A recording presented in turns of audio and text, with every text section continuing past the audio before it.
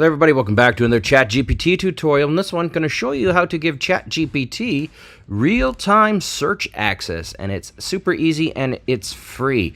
So basically, for those of you that don't know, ChatGPT is trained up until the end of 2021. That's when the data for ChatGPT is ended. And if I type something in here, and I'll show you this in real time so you know I'm not kidding you.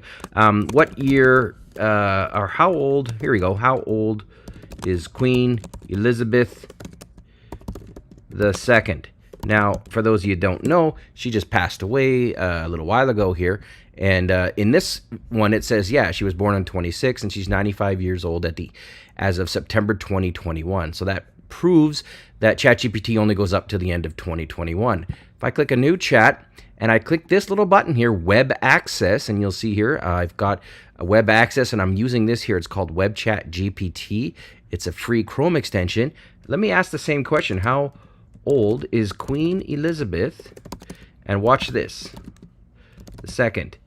When I ask it again, you'll see here that first off, while it types out its response, it's given me 5 different internet quotes here, or not quotes really, but like references or sources. So I've got it here set to web access 5 results. So it's going to give me the best 5 results. And then when we look at the answer, Queen Elizabeth was born as of current date. She has passed away on September 8th, 2022 at the age of 96.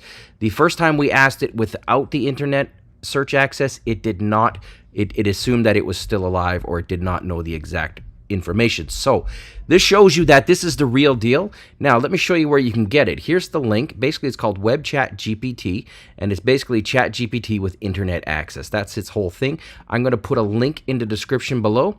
All you need to do is just turn this button on, and it's up here. So if you don't see it, just click on your little jigsaw, and it's a Google Chrome extension, and then just go in here and then go to manage extensions.